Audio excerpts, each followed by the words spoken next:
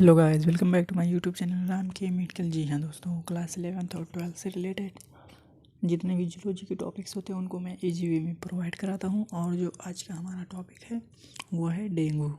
आज हम डेंगू के बारे में जानते हैं।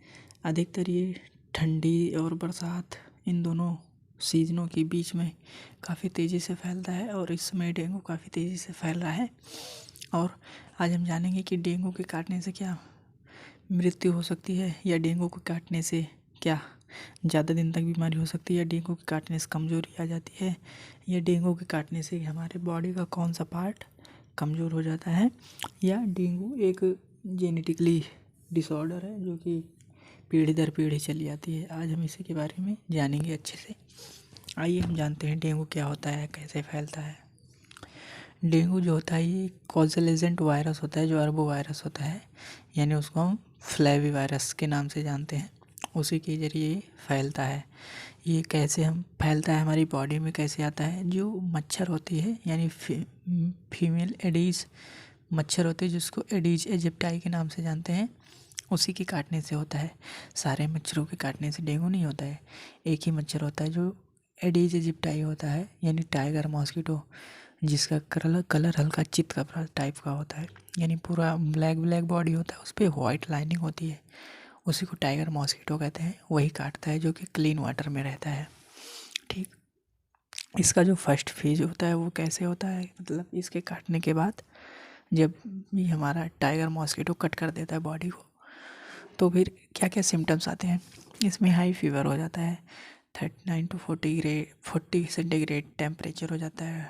2 से 7 डेज तक रहता है फीवर, और हेडेक भी रहता है, और रेड फेस हो जाता है पूरा, और आंखें दर्द होने लगती हैं, और हमें थकान आने लगती है, और उल्टियाँ भी होती हैं, और हमारे पूरी बॉडी में जितनी मसल्स होती हैं मांसपेशी दर्द, पुअर एपेटाइट, भूख नहीं लगती है, जॉइंट पेन हो जाता है, यानी हमारे जोड़ों में दर्द होता है, और बोन पेन यानी हमारी हड्डियां दर्द करती हैं, और एब्डोमेन पेन यानी हमारे पेट के निचले भाग में दर्द होता है, यानी किडनी की तरफ।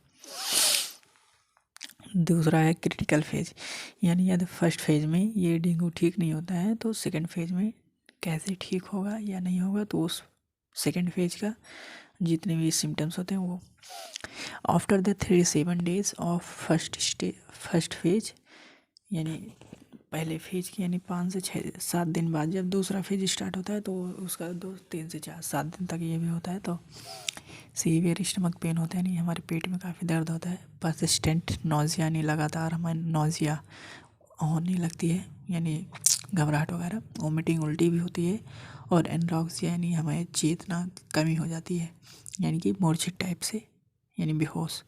एबनॉर्मल ब्लीडिंग, और ब्लीडिंग भी होने लगता है समय समय के अकॉर्डिंग, और ब्लीडिंग गम्स हमारे मसूड़ों से भी दर्द, और दर्द के साथ ब्लड आने लगता है, और नोज़ ब्लीडिंग भी करने लगता है, और हमारा जो यूरिन होता है वो भी ब्लडी हो जाता है, यानी मूत्र मार से भी ब्लड आने लगता है, और स्टूल ब्रीदिंग डिफ़िकल्टी, और स्टूल में भी प्रॉब्लम होती है, और ब्रीदिंग सांस लेने में डिफ़िकल्टी होने लगती है।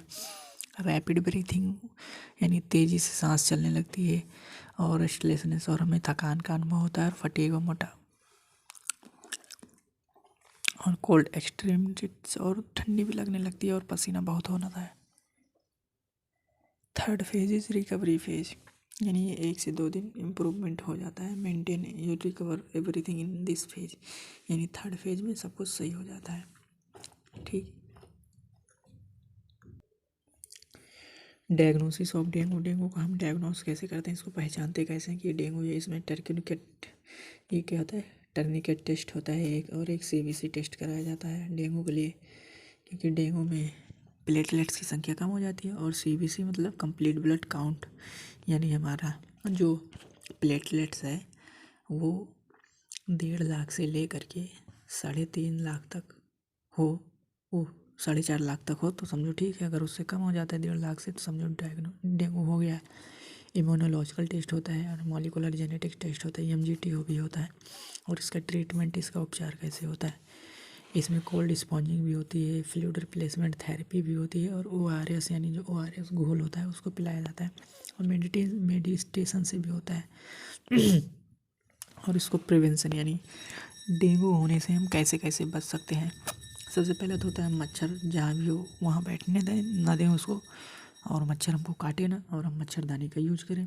और जितने भी हमारे घर में दरवाजे खिड़कियाँ हैं उनको मतलब हम जालियों से कवर करके रखें, और हमारा जो हीटर है कूलर है यहाँ सब पानी जमा ही ना होने दें, ठीक। और हम अपने बॉडी पर पूरा फुल क्लॉथ पहने, इससे हम बच सकते हैं। Thank you for watching this video. If you like, comment, share and subscribe.